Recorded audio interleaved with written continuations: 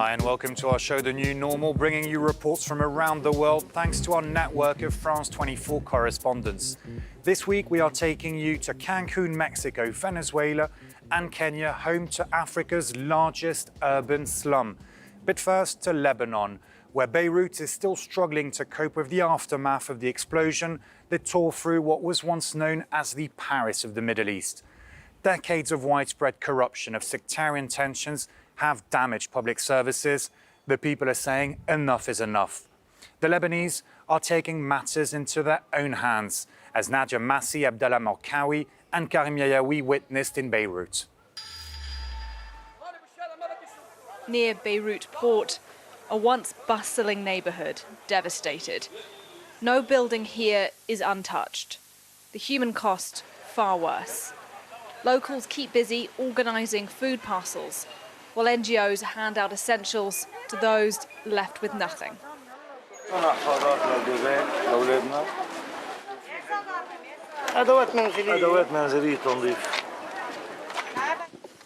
The absence of the state is painfully obvious. No politicians have toured these streets, and the clean-up led entirely by volunteers.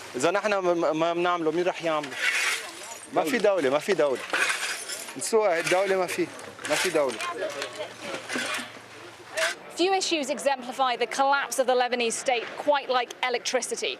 Since the end of the civil war, everybody in Lebanon has gone at least 3 hours a day without power. And generator companies, private companies, have stepped up to fill the gap, making big profits off the absence of state electricity. جهزنا 3 موتيرات لفوق عشان نضوي بالليل بالشوارع مشان يضووا تعرف بالليل ما في لا كهرباء دولة ولا موتير لحتى يضووا الشوارع. Facing the skeleton of the silo, a volunteer HQ. Architects and engineers among those offering their services for free, checking which homes are too dangerous to live in. Others simply don hard hats and head out into the streets. We are the states, we are the government, us the civilians, and we will build the country that we want. We don't expect anything of them, we just want them gone. Help is coming for Lebanon. Over 250 million euros pledged, but with deep distrust not just of the country's current leaders, but the entire political system. There is real concern that the money won't reach those most in need.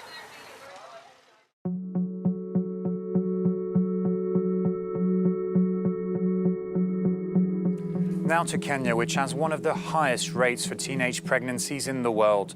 And COVID-19 isn't helping, quite the opposite. Schools are shut until January, meaning the girls cannot get the usual help and advice from their teachers. More with this report from Bastien Renouille and Elodie Cousin in Kenya.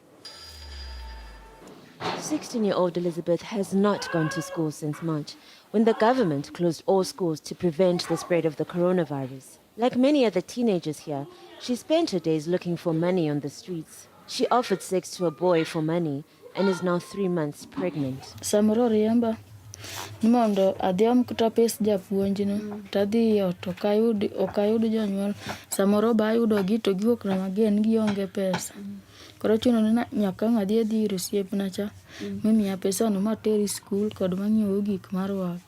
Alone and afraid, Elizabeth turned to her teacher for help. Even though classes stopped, Jane Mbula opened her doors to give her student advice. Dinangis jonyuol na ne do dhawo. Koro miyo ok nadwa nyisogi. Koro awemuka nyisogi, koro nyiso japuonj. In recent years, Kenya stepped up efforts to curb teenage pregnancies, which account for 8% of births. Before the pandemic, schools helped with prevention. When we are with them at school, at least we are helping them because they have a very little time outside there to interact with people. When they got out of school, you have homework to do, you have ABCD to do, so you are busy. At the moment, help comes only from charities. This one distributes sanitary towels to teenagers and offers advice on sexuality. I think the most important thing that they're lacking is someone to guide them, someone for them to talk to, someone to be able to direct them between good and bad in the midst of all this confusion that Corona has brought. The charity helps young people earn money by hiring them to help with sanitation. Kenya's president has called on government agencies to find solutions to the increase in teenage pregnancies.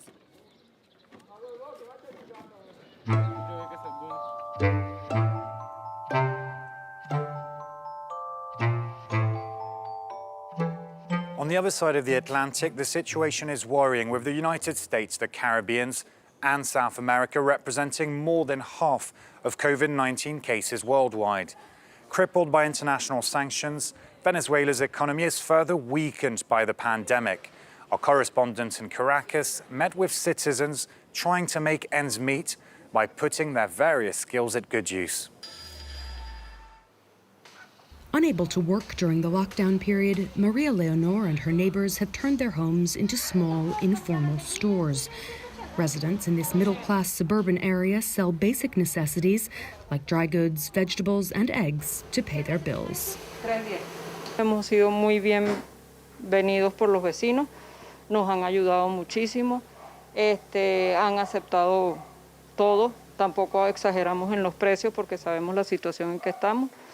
Mientras ellos puedan consumir, nosotros podemos vender y podemos tener nuestra entrada de dinero para poder sobrevivir. Angela Lugo is buying her weekly stock of vegetables a few houses down. She sees the burgeoning neighborhood business as a win-win.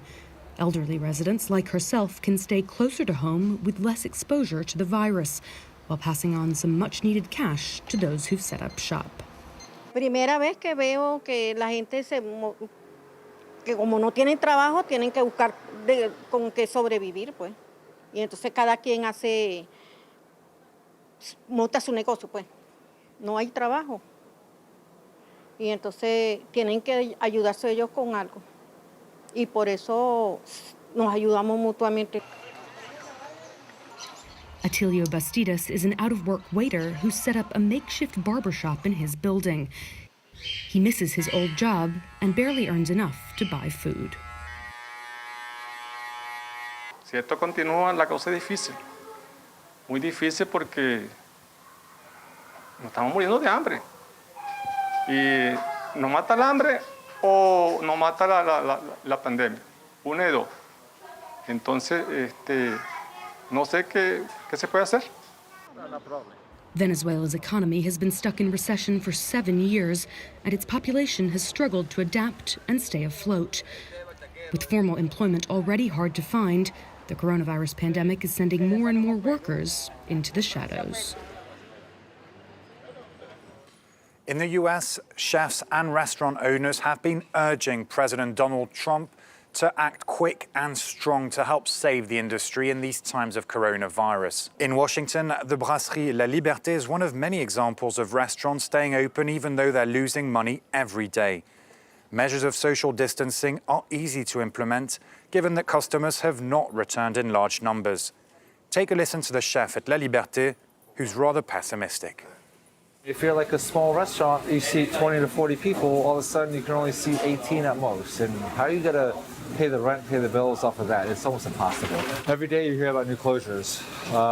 And I really do think that by the end of this year, definitely in DC, if not the whole United States, 50% of restaurants will be shut down. At this time of year, business should be thriving in Cancun, with visitors flocking to enjoy the nightlife and the beautiful beaches. It's one of Mexico's tourist hotspots, but the coronavirus pandemic has ruined the season, casting a shadow over the future of many entrepreneurs. Here's a report by Laurence Cuvillier in Cancun. Long stretches of white sandy beaches and crystal clear waters. That's what the Riviera Maya is all about. But lately, tourists have found they can't have that anymore. Yo intenté recorrer aquí esta parte, tomarme la foto aquí donde dice Cancún, y el policía no me accedió el paso. Beaches have been closed in Cancun to limit the spread of coronavirus. You may dip your toes in turquoise water only if you booked a luxury resort, which has its own private beach. For the other hotels, bankruptcy is looming. More than 60 have been listed for sale recently. Hernan built his 5 years ago. Now he has to let it go. Claro, el precio COP19, como decimos. Sí, sí. En este momento es una propiedad que el precio es de $1.250.000 y cuando el precio normal en un Tulum normal sería de $1.850.000. His realtor, Roberto, has 20 hotels in his listing in the area. Almost none own a private beach. Here in Tulum, only one stretch of the shore has remained open to the public. And there it is, covered in sargassum, a fast-growing type of seaweed which has become a yearly nightmare in the Caribbean. Beachfront hotels sometimes dump their smelly mounts here to clean their own beaches. Bajó mucho el interés para la compra de inmuebles. O sea, de alguna manera nos ha perjudicado en cuanto a que bajó el número de transacciones de compra y renta, pero también están habiendo oportunidades de negocio. According to Roberto, the Riviera Maya's economic future has just changed paths. Its target isn't short-term visitors anymore. Now it's all about a new category, long-term residents, which the expansion of Home Office has just created.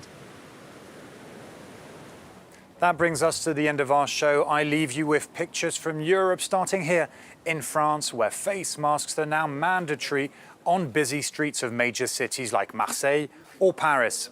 Other countries are doing the same, including the Netherlands, in Amsterdam's famous red light district.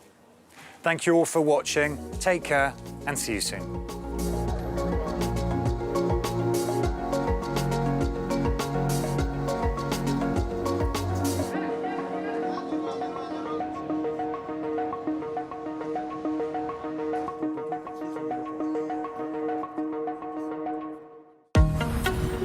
Arctic is going to be exploited, and the scale of this exploitation will only grow. We have a beautiful planet, we need to protect it, and we can use space exploration to better understand it. Now we've moved from, is that real, to what do we do about it? Join us on Down to Earth, where we explore the incredibly complex relationship between humans and our planet.